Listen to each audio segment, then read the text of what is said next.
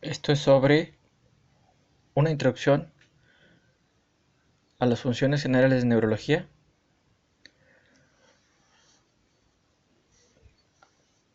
Hay un principio que se llama lateralidad,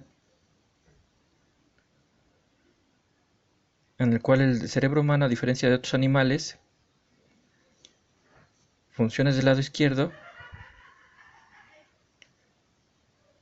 el hemisferio derecho y el hemisferio izquierdo tienen funciones distintas.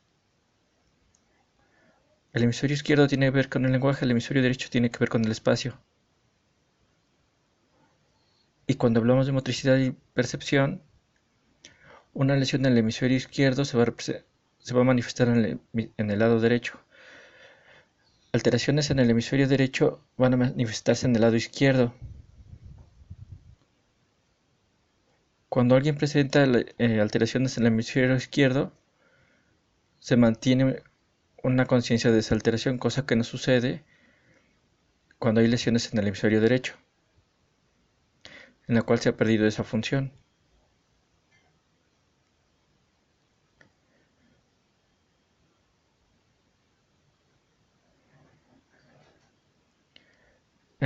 El cerebro tiene varios grados de especialización.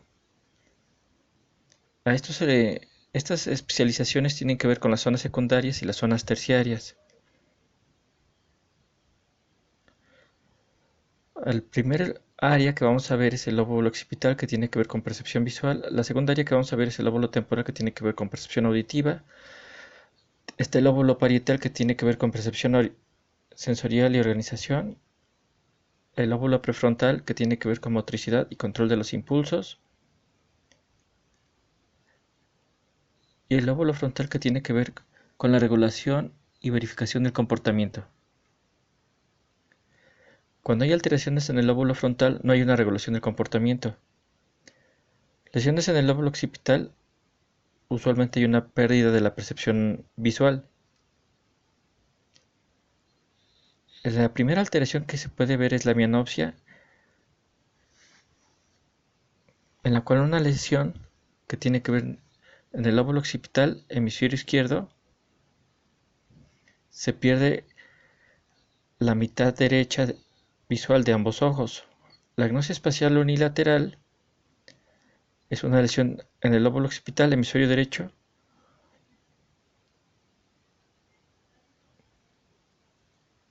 pero en este caso no hay una compensación. Hay una pérdida, pero no se es consciente de esa pérdida. En la agnosia visual, la percepción como tal no se ha perdido, pero hay una falta de integración. Después hay que avanzar al lóbulo temporal, que tiene que ver con percepción auditiva, principalmente con el hemisferio izquierdo. Tiene que ver con las afasias, las más importantes son la aferente y la eferente.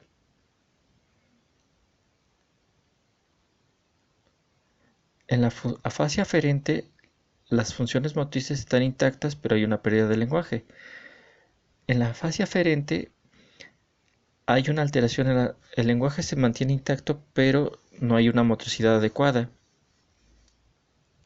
Cuando hay una pérdida del lenguaje, por lo tanto no se puede escribir, esto se le llama grafia, y no se pueden hacer cálculos, y esto se le denomina calculia. En el lóbulo parietal tiene que ver con percepción sensorial y organización.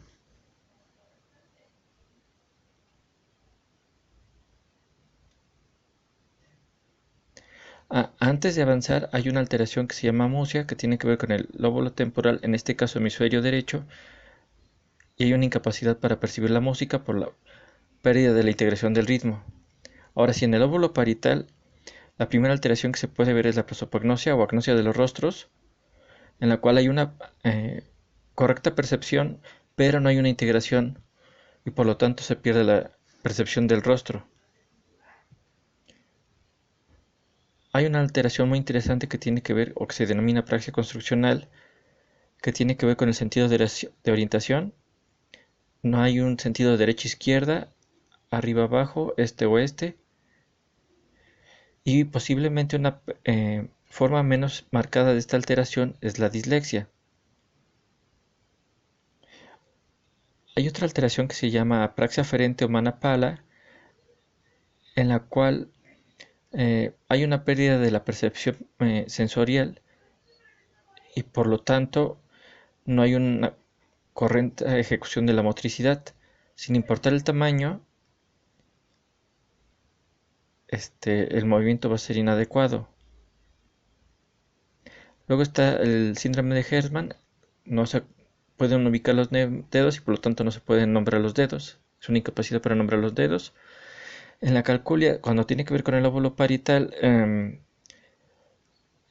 no se pueden hacer los cálculos porque no saben uno en qué parte se tiene que hacer la ubicación para el cálculo. Luego está el lóbulo frontal, que tiene que ver con motricidad y control de los impulsos. Las alteraciones generales tienen que ver con la inercia de estereotipos motores y perseveración motoras, y en las cuales básicamente no hay una correcta inhibición y por lo tanto se empieza a hacer algún tipo de actividad, pero como no hay una correcta inhibición, no hay un autocontrol de ese movimiento.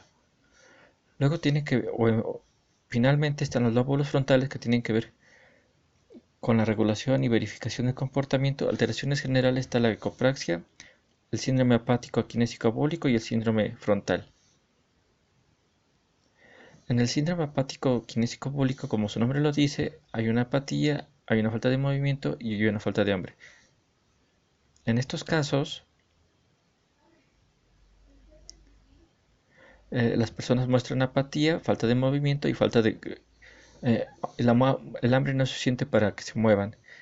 Y el último tiene que ver con el síndrome frontal, en la cual no hay una regulación y verificación del comportamiento, la gente es impulsiva y no hay una correcta coordinación o verificación de qué